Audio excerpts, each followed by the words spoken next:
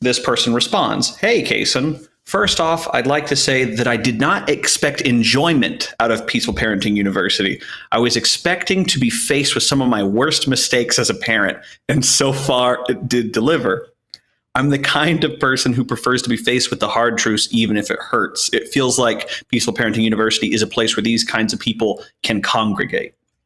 I joined Peaceful Parenting University because I'm a longtime listener of Anarchast. I love Nick Patrick's Anarcho-Poco talk. I agreed on Patrick's topic, but to be honest, I wasn't really committed. I joined to formalize this commitment, blah, blah, blah, blah, blah."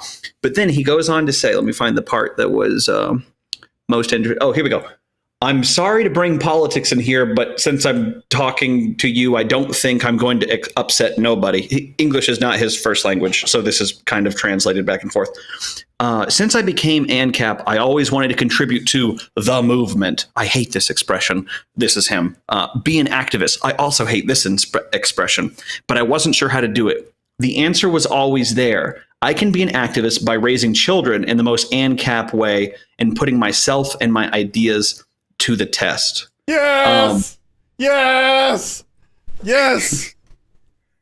There's more. Okay. To me, Peaceful Parenting University is the community to improve my activism through parenting. That being said, it is hard for me to track my improvement on the peaceful parenting front. I've realized that I need to somehow log my records, my insights and findings. And then he goes on and he tells some personal stories that I will not mention here in the public forum.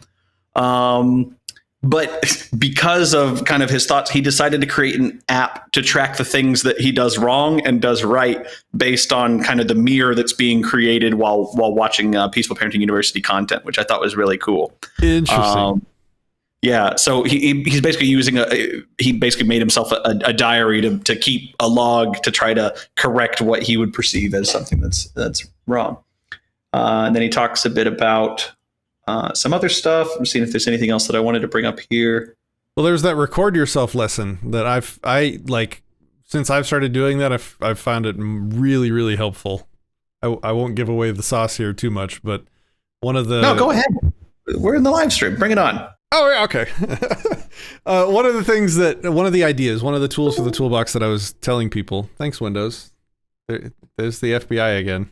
One of the tools for the toolbox was something that you and I have been doing for years in things unrelated to parenting, is that we record our conversations. We have like a phone call recorder on our phones, so anytime we're calling or talking to somebody, the things that we say, the deals that we negotiate, that stuff is recorded, and we can then have those and go back.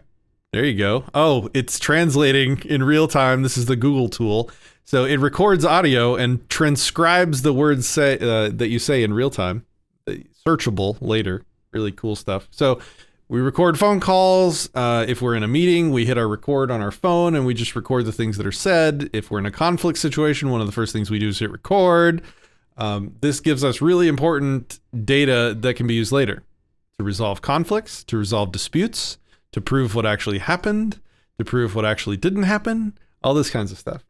And well, I started doing that sometimes with my interactions with my family and my children as well, not to spy on them, but for self-reflection, for working on myself. Because when you're in the moment, when you're in the middle of these really like emotional situations, you're angry about something, some shit got broken, something got destroyed, you got into a fight with your wife, whatever. These things always happen. This is just human. This is human life in a family. If you have the ability to listen to yourself after the fact and hear yourself, people always say, do you hear yourself right now? Do you hear how you're treating me? This stuff. When you're in the moment, when your emotional sort of lion is raging, you have really almost no capacity to self-reflect in the moment. It's only later can you then look back and examine your actions. And if you have a recording of yourself, not for sharing, not to use, like I said, to like prove your wife wrong or whatever. That's not to use offensively, not to, any of that stuff. This is like a diary. You record these difficult, intense moments for yourself personally to listen to later, to reflect on, to examine your behavior, to look for exactly where in the process you got triggered, to examine your triggers, to find out what got you, to find out when you started going off the rails, so that you can catch that learn from it later, improve yourself, improve your parenting, improve how you talk and interact, and improve how you handle yourself in disputes, improve how you negotiate. This is another one. If you're in business and you're negotiating with somebody or you're pitching a sales thing, record it and then listen to it later. And so you can work on yourself. This works. It works in business. It works in negotiation. It works in conflict resolution, dispute resolution. Why would it not work with personal relationships and your children as well? Not to use as a weapon. Again, that's not what I'm saying. That would be dumb and probably make things worse. But to use as a personal self-improvement tool. That's one of the tools for the toolbox.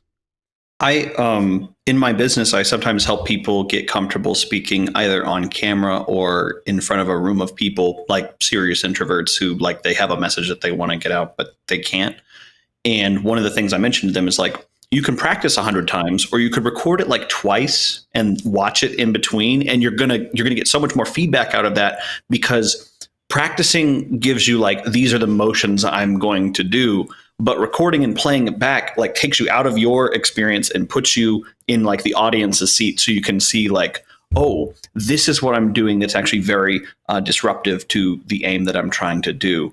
But yeah, so there's a rule that I have with all my friends whenever we're in like some kind of contentious thing with like in a situation like with this COVID stuff. There was a guy that literally came up to me and was like, "You're a disgrace. You're not wearing a mask." He literally ran like 30 feet to get within 3 feet of me.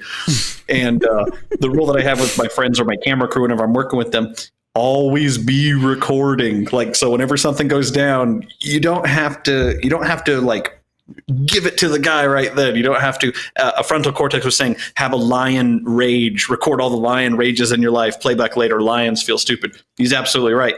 I stayed super calm talking to this guy, and I was just like, I felt disrespected whenever you came up and yelled at me and got within 6 feet. I don't understand why you were doing that, or what your goal was. And he eventually walks it back and makes some restitution and all that jazz. And I just, not only for parenting, but just in general, like having the ability to hit record, it's a third party witness that no one can dispute. I mean, a frontal cortex, he records a lot of his interactions with the cops because it's a third party. I mean, he doesn't just record, he'll live stream it, right? Because it's a third party thing that no one can necessarily trifle with, as far as like, no, they definitely initiated here. They came at me doing this. So anyway. Yeah. And you know what? When you record yourself and you do it right, you feel really good. And it's like a self-rewarding exercise. Like when you listen to yourself back and you successfully stayed calm throughout that entire contentious reaction, when I would have probably been a lot more of an asshole to that guy than you were. That's like a pat on your back, right? And there's something about, like, this goes back to like, take it back to like your fight with your wife or conflict with your children or whatever. There's when you feel yourself about to enter a conflict, that process of pulling your phone out, hitting record, and then putting your phone down or just carrying your phone with you, it flips a flag in your brain that says, you're being monitored. And it's like it's like as if you invited somebody into your house to watch the interaction. It's the difference between like parenting. You might not know about this, Kason, because you don't have kids yet, but there's a thing that happens where parents will parent their children differently in private than they will in public. And you might have experienced this with your daycare stuff, right? So yeah. If your kid's out at a restaurant and everybody's watching, your kid's pitching a fit, you're going to probably react to that child and handle that situation differently when everybody's watching than if the same thing happened when you were at home by yourself. And I have yet to find a situation where you handle that situation better in private than you would in public. In public, you're trying to be more rational. You're trying to be calm. You're trying to not look like an asshole idiot, screamy motherfucker. And having a recording device running is like a little mini observer. And it helps you be more accountable to yourself, even when it's happening. It's really helpful.